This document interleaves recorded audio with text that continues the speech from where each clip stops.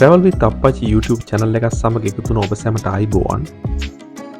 ශ්‍රී ලංකා සංචාරයේ 5 වෙනි දවස අද. අපි අද ඔයගොල්ලන්ව එක්කගෙන යන්නේ කූරගල පන්සලට. මේ වීඩියෝ එකත් එක්ක ඔයගොල්ලෝ රැඳී සිටින්න.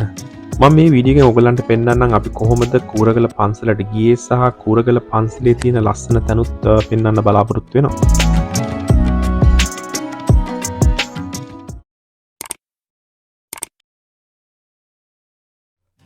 අපි දැන් පන්නිල ගමේ ඉඳන් කූරගල යන්න පිටත් වුණා. මම කලින් වීඩියෝ එකේ කිව්වා වගේ මේ ගමන සඳහා ගමේ ඉන්න නෑදෑයෝ කට්ටියකටත් මම ආරාධනා කළා.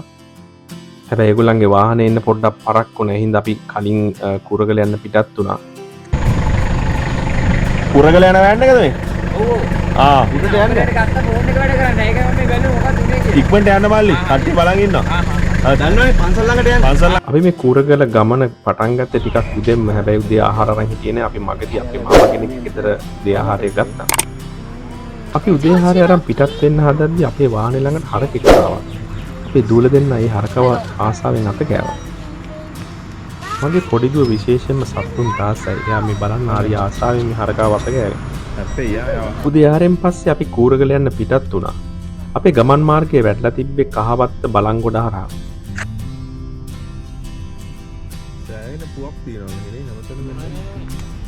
කූරගල යන අතරතුරේ අපි මේ තැඹිලි විකුණන තැන දැකලා නතර කරා තැඹිලි ගෙඩියක් බොන්න කියලා.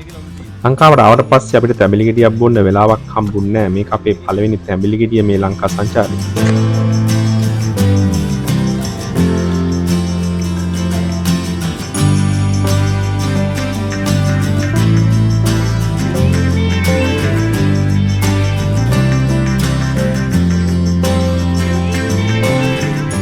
පැය 3ක පමණ ඩ්‍රයිව් එකකින් පස්සේ අපි මේ කූරගලට ආවා.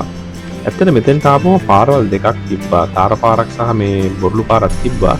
අපි මේ බොරළු පාර දිගේ තමයි යන්න පිටත් උනේ. මෙතෙන්ට ආවට පස්සේ ඕගලන්ට දාගබක් පේනවා. ඉතින් ඒ පේන්නේ කූරගල පන්සලේ දාග.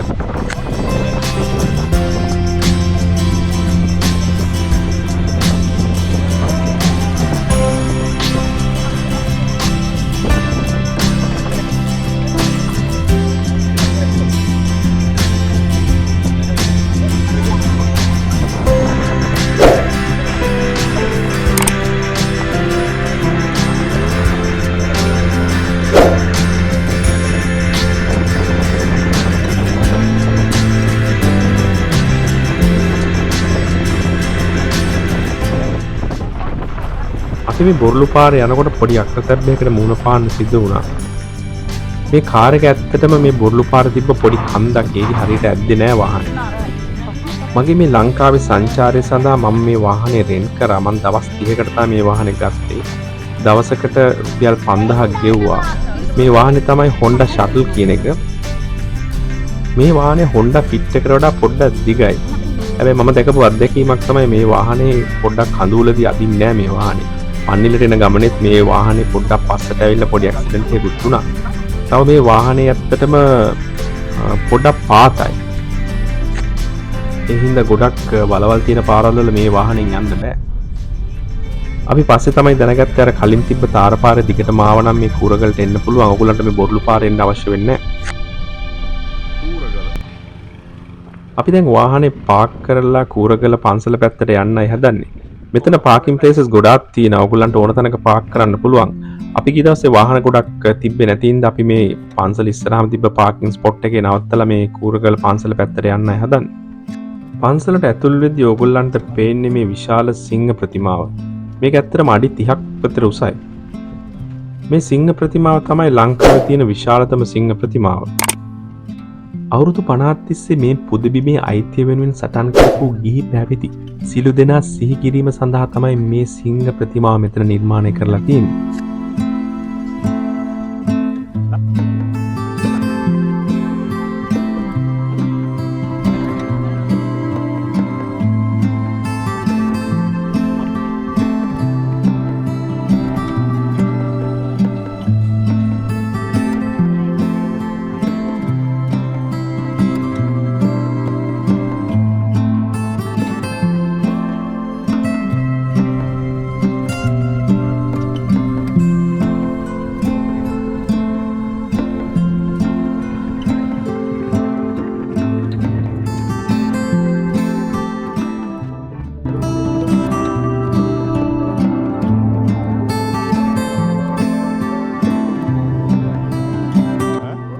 සිංහ ප්‍රතිමාවලගෙන් ඕගොල්ලෝ උඩට නැග්ගාම ඕගොල්ලන්ට මුලින්ම හම්බ වෙන්නේ ධාතුන් වහන්සේලා තැන්පත් කරලා තියෙන ධාතු මන්දිරය. ධාතු මන්දිරේ ළඟට ගියාම ඕගොල්ලන්ට බලංගොඩ කඳුපන්තිය ලස්සනට බලා ගන්න පුළුවන්.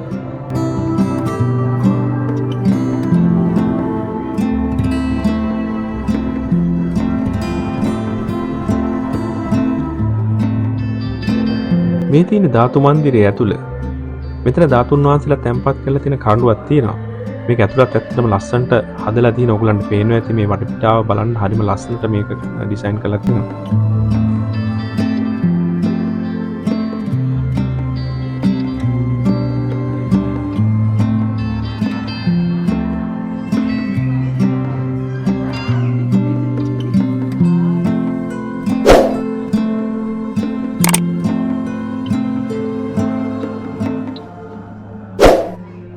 නැවක ආකෘතියක් ආකාරයට තමයි මේ ධාතු මන්දිරය සහ ඒවට හදලා තියෙන්නේ. මේ ඔයගලන්ට පේනවා ඇති මේ ඩ්‍රෝන් ෂොට් එකෙන් ඒක හරි ලස්සනට පේනවා.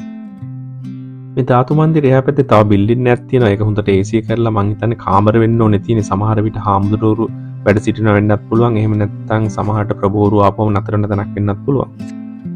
බලන්න මෙතන පොඩි වැවකුත් තියෙනවා. ඊට අමතරව ගොඩාක් පාක් කරන්න තැනුත් තියෙනවා. මං හිතන්නේ මෙතෙන්ට පොයට වගේ ගොඩාක් සෙනගෙනවා ඇති. ඒකයි මෙච්චර මේ පාකින් ප්ලේසස් තියෙන්නේ.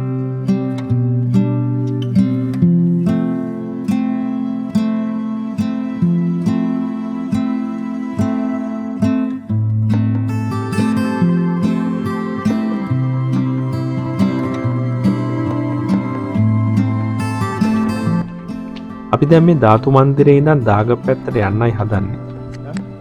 ධාතු මන්දිරේ ඉඳන් දාගැබට කිලෝමීටරයක පමණ දුරක් පයින් යන්න තියෙනවා.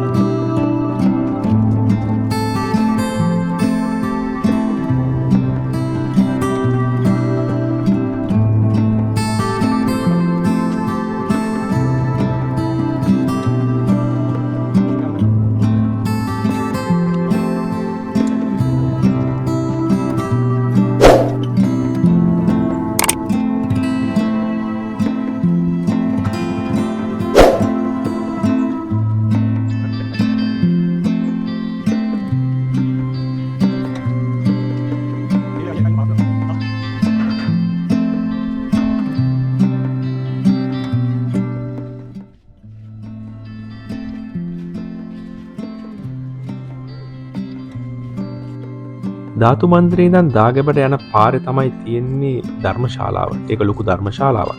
මං හිතන්නේ මේකට 1000කට වඩා සෙනඟ දාන්න පුළුවන් තැනක්. ධාතු මන්දිරේ ඉඳන් දාගැබට යන පාරේ ඉච්චර ගස් කොළන් හොඳට තිබ්බේ නැහැ. අවුවේ තමයි අපි ඇවිදගෙන ආවේ. ටිකක් අමාරු වුණා. ඒ කියන්නේ පොඩ්ඩක් රස්නේ වැඩි අපි කී දවසේ. කූරගල පන්සල ගැන මට දැනුණු ප්‍රධාන දෙයක් තමයි මේ පන්සල හදද්දි ගොඩක් ගස් කපලා තියෙනවා වගේ. මොකද අපි ඇවිදිද්දි අපිට ලොකු රස්නයක් දැනුණා. මේ හැමතැනම ගස් අඩුවෙන් තියෙනවා. ගස් ටිකක් වැව්වනම් හොඳයි කියලා මට හිතෙනවා.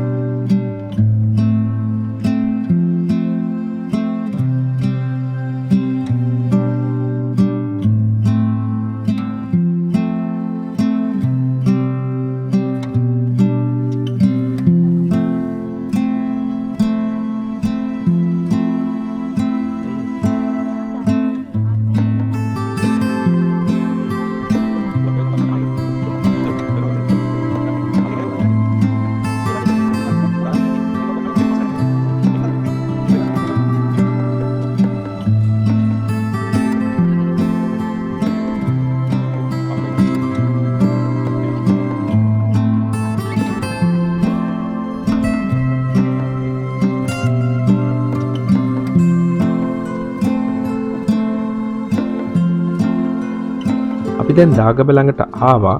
අපිට සාමාන්‍ය විනාඩි 40ක් වගේ ප්‍රමාණයක් ගියා මෙතෙන්ට එන්න. ළමයි දෙන්නත් එක්ක ආපු හින්දා චුට්ටක් වෙලා වැඩියෙන් ගියා. මම දාගැබ ළඟ ඩ්‍රෝන් එක කරලා ලස්සන වීඩියෝස් ටිකක් ගත්තා. මේ ඔයගොල්ලන්ට පේන්නේ ලස්සන වීඩියෝස් ටික. බලන්න ඈත තියෙන වෙල්යාබල් එහෙම ලස්සනට පේනවා මේක. මේ කූරගල කියන්නේ අවුරුදු 2000කට වඩා පැරණි ස්ථානයක්. මෙතන රහතන් වහන්සේලා වැඩ සිටි ස්ථානයක් කියලා තමයි කියන්නේ. මට කූරගල ගැන තියෙන මික්ස් ෆීලිං එකක්. මෙතන පුරාණ තැනක් වුණාට මම පුරාණ නටබුන් හරියට දැක්කේ නෑ. සමහර විට මේ බිල්ඩින්ග්ස් එහෙම හදන්නේ පුරාණ නටබුන් වලට අලාභානියක් වුණාද දන්නෙත් නෑ. මෙතන පුරාණ ගරාවැටිච්ච චෛත්‍යයක කොටස් ඉතුරු වෙලා තියෙනවා. ඒකට නම් පොඩි ආරක්ෂාවක් තියෙනවා. පැටක් ගහලා වට කරලා තියෙන එක.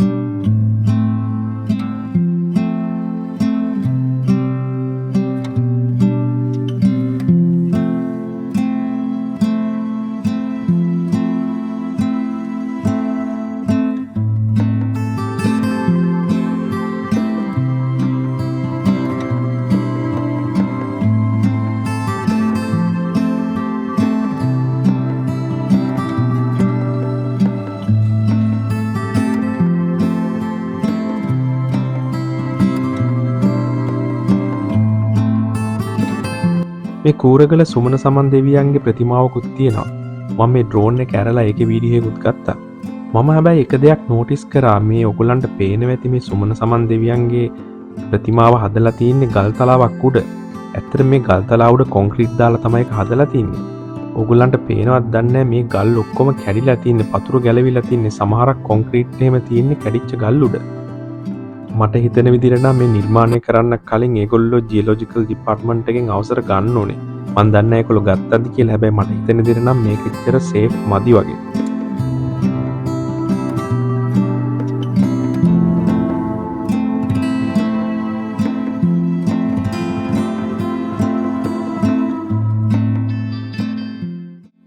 මේ ඩ්‍රෝන් වීඩියෝ එකෙන් මම තව දෙයක් දැක්කා. මේ සුමන සමන් දේව ප්‍රතිමාව ළඟට එන මිනිස්සු ගොඩක් කුණු මෙතන පල්ලෙහාට දාලා තිබ්බා. ඔයගොල්ලන්ට පේනවා ඇති මේ කැලේ ළඟ ගොඩක් කුණු තියෙනවා.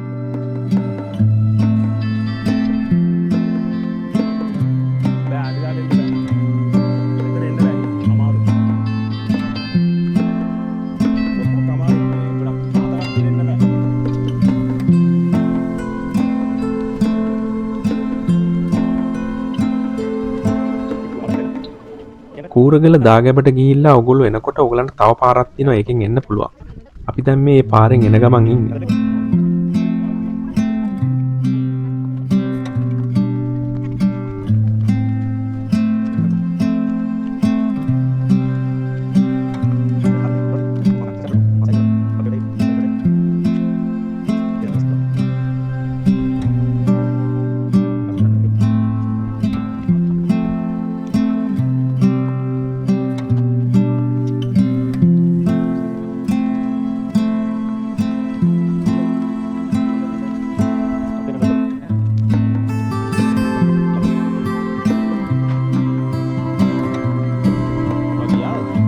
දාගමේ ඉඳන් පල්ලෙහාට එනකොට අපිට පොඩි ප්‍රශ්නයක් වුණා.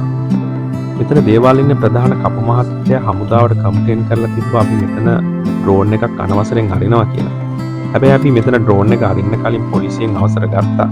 ඒගොල්ලෝ මං හිතන්නේ ඒක දන්නේ නැති ඉඳන් තමයි අපිට මේ ඇවිල්ලා අපිට ප්‍රශ්න කරන්නේ.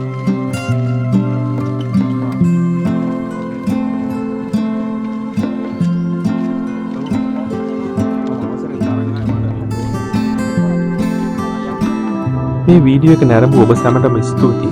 තවත් මේ වගේම වීඩියෝ එකක් සමගින් නැවත හමු වෙමු.